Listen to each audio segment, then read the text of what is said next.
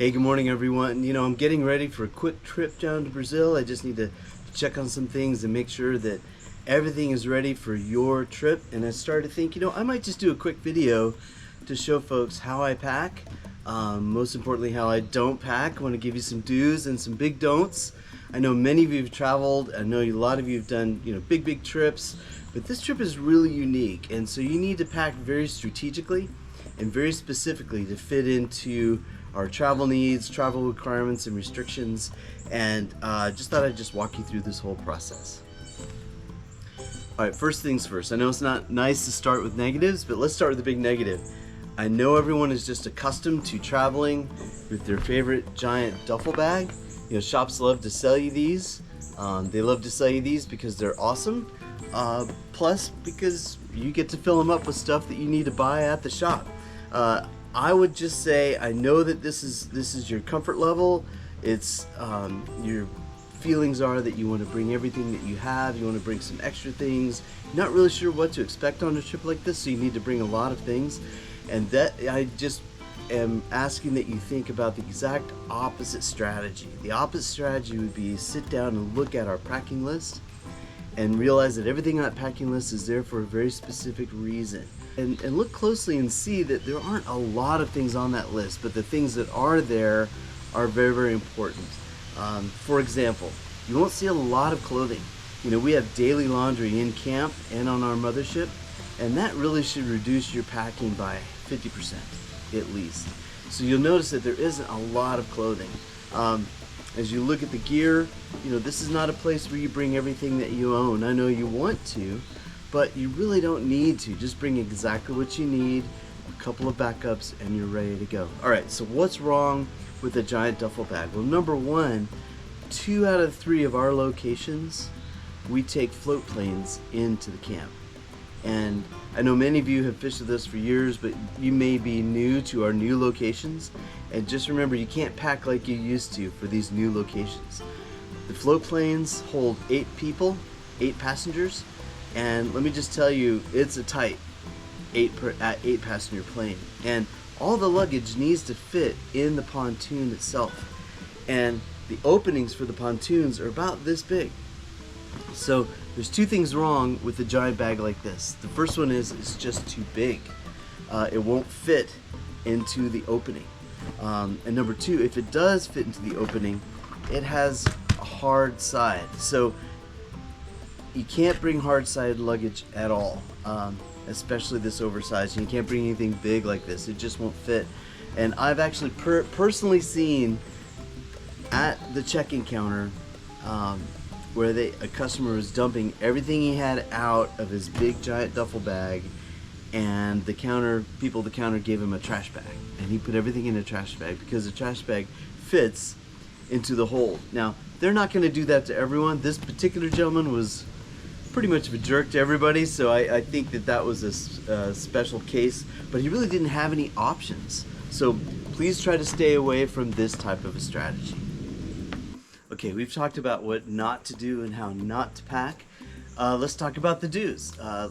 First of all, let's start with gear. I always like to start with gear first. If you're bringing a travel rod or travel rods, if they're fly rods or conventional rods and they break down small, there is a good chance that you can carry those onto the plane. For the vast majority of the time, I would say 90% of the time, when I'm trying to carry rods on or guests are trying to carry rods on, it's fine. They let them do it. If I can encourage you though, for the other time, if they just say, hey, look, there's no room, or that's too big, we need to check this, understand it is totally up to that gate clerk. It is at their discretion. So be super nice to them. Go with whatever they say, but be encouraged. If you do have to check the bag, it's really not a big deal. It's very rare that we have issues with lost luggage. For a side note, the only issues that we have with luggage that doesn't make it to the destination is usually a check-in process, meaning that your bags are checked in from your origin airport to Panama, and then if you're changing flights and changing carriers, then you need to make sure that those bags are now checked back in and then checked on to Manaus. I had 6 customers last season whose luggage stayed in Panama. the whole trip, and it's just because they did not do the paperwork properly. They did not actually see and look that on the luggage tags they were checked all the way through to Manaus.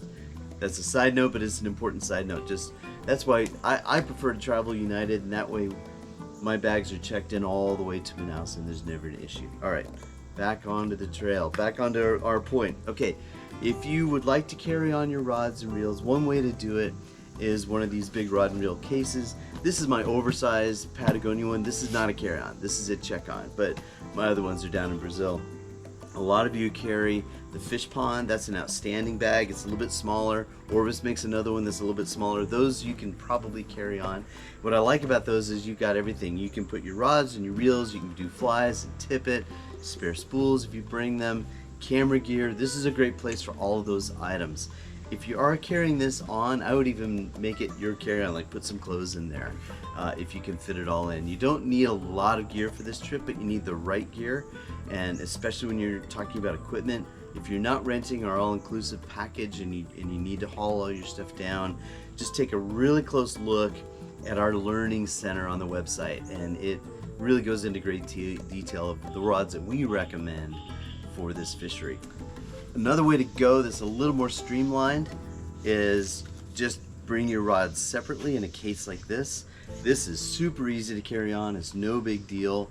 Like this will hold, you know, if I'm fly angling and I'm bringing down my own rods, I would bring an 8-weight and 2 9-weights. That'll pretty much cover all my bases. I've got an 8 for my floating line, I've got a 9 for my intermediate line, and then I've got an extra 9 because I'll probably break one of those. This way I would just have my reels and my other gear in my carry-on or my boat bag. Let's go to that next. Alright, let's look at your carry-on bags. I would really recommend, if you're bringing your own stuff, your own equipment, I would go ahead and actually use your boat bag as one of your carry-ons.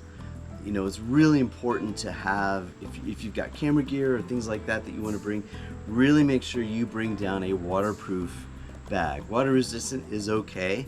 For those of you who fished with us before, I know you're smiling and nodding because, well, I tell you, when those rains hit, they hit hard. It is just a wall of water. The good news is it's really short. They're very short-lived, but you just want to have something where you feel very, very comfortable knowing that your items are, and your cell phone and things like that are in a waterproof bag.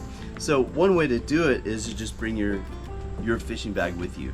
And this is a big do. Absolutely do this. If you're going to carry on your fishing bag, I want you to take it and completely empty it out. Spread everything, make sure this is 100% empty, and then start to repack it methodically. Because I've been doing this a long time, I literally have seen this more times than I can count, is there's a knife in here. I guarantee you there's a knife in here, or a blade, or something. I actually had a guest with bullets.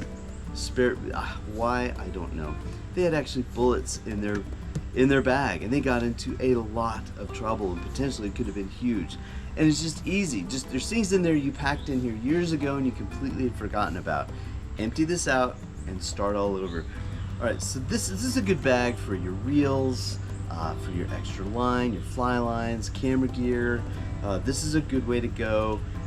You know, and just a note, side note, if you're bringing a lot of big lures with really, really giant hooks, TSA says that is all legal. It is fine to get that through security. It is fine to bring that onto the plane. But remember, all of those rules are 100% up to the discretion of that individual TSA agent. So, you know, 9 times out of 10, he's going to say, yeah, it's fine, it's no problem. But the one time that he says, no, you can't carry this on, you know, on our trip preparation page and in our book, it talks about top apps to have with you. The Ask TSA app on your phone, you can literally type in, can I bring fishing lures as a carry-on? And it says yes, right there. So if in case he doesn't let you carry them on, you can just type that out, show that to him, and he'll just flag you right in, wave you right in. Okay, so a good rule of thumb for what you can fit onto the float plane is really, if you can fit your bag into the overhead bin of your commercial flight, international flight coming down, then it's going to be fine for the float plane. And instead of really big bags, I really prefer to travel with a couple of small bags. So let's say I've got my rod tube, let's say I've got my fishing boat bag with gear in it, and then I need a place for all my clothes. And so really, this is all you need for all your clothes. You don't need to bring a lot of clothes down. If you had to, you could go a little bit bigger. In fact, if you absolutely had to, you could bring 2 of these. That's fine. This is no problem. Both of these would fit in the overhead. Both of these would fit in the pontoon. It's not a big deal.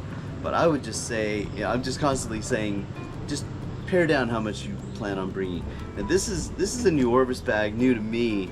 I've really enjoyed this bag. It is a hard-sided, but it is wheeled. But because of the size, this is okay in the float plane. It will fit in the pontoon. It'll fit through the bag. It'll just be the first one in because it's hard-sided, and then they'll pack all around it. So that means it'll be the last one out. Not a big deal, but just as you're strategically packing and thinking through things. But this is about as big as I would go. I hope that helps.